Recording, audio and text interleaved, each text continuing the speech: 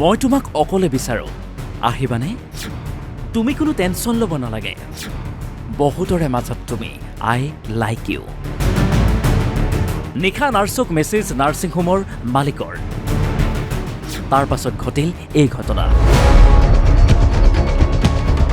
সকলো মহিলা একেই নহয় সকলো পুৰুষো একেই নহয়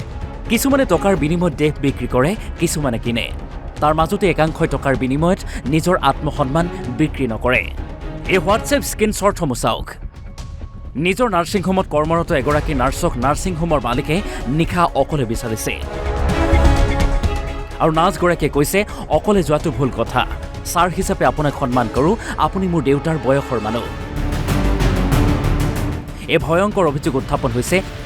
ঢেকীয়াজুলিৰ বিষ্ণুজ্যোতি ছুপাৰ স্পেচিয়েলিটি হাস্পতালৰ মালিক ৰঞ্জিত পাঠকৰ বিৰুদ্ধে কেৱল ইমানেই নহয় নাৰ্ছগৰাকীক ফোন কৰি অকল লগ ধৰাৰ প্ৰস্তাৱ দিয়াৰ অভিযোগ উত্থাপন হৈছে হেল্ল' ছাৰ কওক ক'ত ছাৰ ৰুমতে আছো কওক মই ডিউটিত অহা নাই ছাৰ মোৰ ইভিনিং ডিউটি আছে ইভিনিং ডিউটি আছে ইভিনিং ডিউটি আছে অঁ। চাহ খালে এই চাহ বাকী আছে অঁ অঁ আৰু কোন আছে এতিয়া কোনো নাই আৰু অকলে আছ অকলে আছো আহি যোৱা ইয়াতে ছাৰ কিয় আহা আকৌ নহয় কিয় মানে অকলে কিয় বুজি পোৱা নাই নেকি মই ইমানখিনি ক'লো তুমি পইচাৰ কাৰণে চিন্তা কৰিছা নেকি পইচাৰ কাৰণে মই চিন্তা নকৰো জাষ্ট কামটো শিকিছো ন পইচা অঁ তুমি টেনশ্যনে নল'বা কামটো শিকিবা আৰু তুমি মই যিটো কৈছো কথাই আৰু তোমাক একো টেনশ্যনে ল'ব নালাগে আৰু কাম শিকিছা তুমি ইয়াৰ পৰা যাবও নালাগে ন কিবা সেইটোৱে বাৰু মই কামটো মানে কি আৰু প্ৰথম শিকিলো পইচাটো বাৰু পইচা টেনশ্যন নলওঁ বাৰু ঘৰৰ মানুহে এতিয়ালৈকে দি আছে দিয়ে থাকিব বাৰু সেইটো মই কোৱা নাই জাষ্ট মানে ভাল কথা নহয় ন ছাৰ মানে কি মই মানে মোৰ ফালৰ পৰা মই এইটো মানে কেতিয়াও বেয়াওতো নহয় নহয় এইটো মানে মোৰ ফালৰ পৰা কেতিয়াও মই ভৰি দিব নোৱাৰো কাৰণ ছাৰ জিন্দগীত মই তেনেকুৱা এটা কাম আৰু মই সেনেকুৱা ফেমিলিৰ পৰা বিলং নকৰো প্ৰথম কথা কাৰণ মোৰ ফেমিলিৰ দেউতাও এজন গভৰ্ণমেণ্ট চাৰ্ভিচমেন হয় ন ত' মোৰ ফেমিলিটো অলপ বেকগ্ৰাউণ্ডটো বহুতেই বেলেগ মানে মই এইবিলাকত মই তোমাক সেইটো ভাবা নাইতো গম পাইছো ছাৰ বাট মানে মোৰ তোমাক সেই বুলি তেনেকৈ যে বেয়া পৰিয়ালৰ মানুহ বা হেৰি সেইবিলাক কথা মই চিন্তাই কৰা নাই তুমি ভাল পৰিয়ালৰ ভদ্ৰ কাৰণে এইটো মই বিচাৰিছো আপুনি ভাবিছো সেইটো মানে আপুনি সেইটো কৈছে বুজিছো কিন্তু সেইটো নোকোৱাৰ আগত মোৰ পতককে প্ৰথমে আহিব ফেমিলিটো মইতো তেনেকুৱা টাইপৰ নহয় ন ছাৰ মানে কি নহয় মানে মই কেতিয়াও সেইটো নোৱাৰো আপোনাক মই বহুত ৰেচপেক্ট কৰো বা আপোনাৰ লগত প্ৰথম আহোঁতে ইয়ালৈ আহোঁতে মই মাকে লৈ আহিছো ন আপুনিতো লগ পাইছে মায়ে আপোনাক কৈছে যে ভালকে বুজাব হ'ব এতিয়া সেইটো মই কেতিয়াও ভাবিব নোৱাৰো ছাৰ মই বুজিছো আপুনি কি কৈছে কিন্তু মানে সেইটো মই জিন্দগীত মানে মই ভাবিব নোৱাৰো কাৰণ আপোনাক মই নিজৰ মানে কি বুলি ক'ম আৰু সেইটো মানে দিয়কচোন আমাৰ দেউতাহঁতৰ নিচিনাই হ'ব ন তো সেইটো মই কেতিয়াও এনেকে নাভাবো আৰু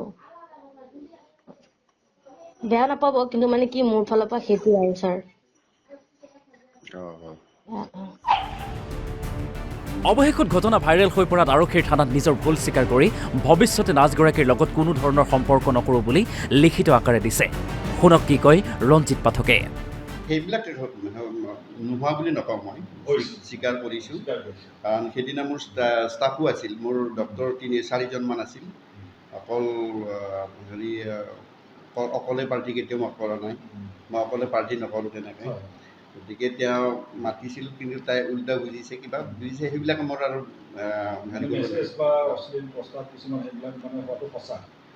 সেইবিলাক এতিয়া সঁচা বুলি ক'ব লাগিব যিহেতুকে তাই মেছেজবিলাক হেৰি কৰিছে সেইটোক লৈ পেলাই আমাৰ এই দুইজনীক মই সিহঁতক সেইটোক লৈ দুজনেই নহয় সিহঁতৰ এইটোৰ লগত মই কোনো উল্লেখেই নাই কাৰণ মই আজি বুলি নহয় আজি বহুদিনৰ আগৰ পৰা সিহঁতক বাৰে বাৰে কৈ আছোঁ যে ইয়াৰ পৰা নাই তেনেকৈ গ'লে মোক কমচে কম জনাব লাগিব আল্টিমেটলি মই আজিতো গোটেই আমাৰ হোষ্টেলৰ ষ্টাফ বুলি কথা নাই আজি গোটেই আমাৰ ছিষ্টাৰবিলাককো কৈ দিছোঁ যে মোবাইল কমচে কম ডিউটিৰ টাইমত নাৰাখিব ডিউটিৰ টাইমত এজনে ৰাখিব যিজনে ইনচাৰ্জ সেইজন লগত ৰাখিব আৰু মোবাইলবিলাক বাকী আমাৰ হেৰিত জমা দিবা প্ৰত্যেকে কথা শুনিছে, কিন্তু সিহঁতে কোনো পধ্যে কথা নুশুনে। অব্যাহতি দিছোঁ এইকাৰণে মই মোৰ কথা, কাৰণ মোৰ হস্পিটেলত যেতিয়া মোৰ কথা নুশুনে, গতিকে নুশুনাততো আৰু মই উপায় নাই, ওলাই দিবই লাগিব। বাকীবিলাকতো ছোৱালী আছে, সেইটোৰ লগত কোনো ৰিলেশ্যনে নাই। সেইবিলাক সিহঁতেতো দিব পাৰে, আপোনাৰ ধৰক বেলেগে যিমানে নকওক, কিন্তু আজিৰ ক্ষেত্ৰত মই সেইটোৱে কৈছোঁ। আৰু এজনীকতো মই যাব দিয়া নাছিলোঁ, তাই নিজেই তাৰমানে কি সংগঠনৰ হেৰিক লৈ পেলাই মোক মানে নিজেই দম দিয়ে, কি কৰি আছোঁ চাই লওঁচোন বাৰু। সেইবিলাক দম দিলে আপুনি সহ্য কৰিব নেকি? কোনো সহ্য কৰিব নোৱাৰে। অৱশেষত নাৰ্ছগৰাকীক চাকৰিৰ পৰা অব্যাহতি দিয়াৰ অভিযোগ উত্থাপন হৈছে। লগতে সেই নাৰ্ছগৰাকীক সহায় কৰাৰ অভিযোগত আন দুগৰাকী নাৰ্ছকো চাকৰিৰ পৰা অব্যাহতি দিছে। এই ঘটনাক লৈ আদিবাসী ছাত্ৰ সন্থাই নিশাৰ ভাগত চিকিৎসালয়খনত উত্তেজনাৰ সৃষ্টি কৰে। 22 মে'ত কলিয়াবৰৰ এজনী ছোৱালী আমাৰ এই বিষ্ণুজ্যোতি ছুপাৰ স্পেচিয়েলিটি হস্পিটেলৰ যিজন অনাৰ ডক্টৰ ৰঞ্জিত পাঠকদেৱে তেখেতক অশ্লীল বাৰ্তা প্ৰেৰণ কৰে, অশ্লীল অডিঅ' প্ৰেৰণ কৰে, তেওঁক ৰুমলৈ মাতে, টকা পইচাৰ অসুবিধা হ'লে তেওঁৰ পৰা মানে সহায় ল'ব কয়, আৰু দৰমহা পাতি চিন্তা কৰিব নালাগে, তেখেতক প্ৰমোচনৰ কৰোৱাৰ কথা চিন্তা কৰে। এনেকুৱা ধৰণৰ মন্তব্য দিয়াৰ পিছত আমাৰ স্থানীয় আমাৰ ৰঙাপাৰাৰ পৰা আমাৰ ভণ্টি দুজনী, এজনী আমাৰ তিনিখুৰীয়া চাহ বাগিচাৰ আৰু এজনী আমাৰ ৰঙাপাৰাৰ, ইহঁতে উক্ত কথাটোত মানে কিছুদিন ধৰি মানে তেওঁলোকে প্ৰতিবাদ জনাইছিলে। এই প্ৰতিবাদ জনোৱাত কোনো কাৰণ নোহোৱাকৈ দীপিকা তাঁতীক আৰু আমাৰ ভণ্টি এজনীক তেওঁলোকে আজি অনাৰে নিজৰ খুচিত মানে তেওঁলোকক বিদায় দিব বিচাৰিছে,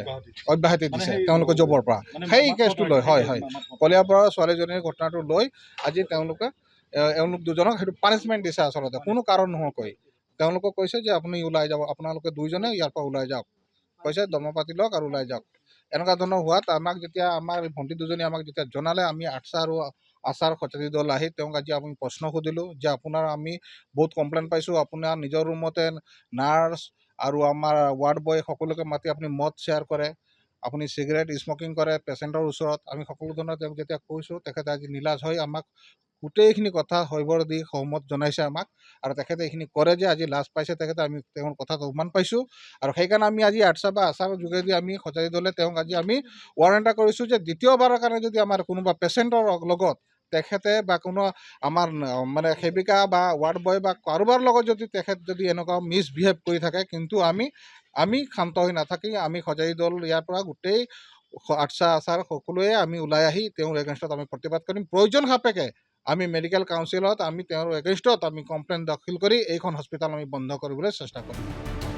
ঢেকীয়াজুলিৰ পৰা পংকজ বাহাদুৰ, অসম নিউজ 24।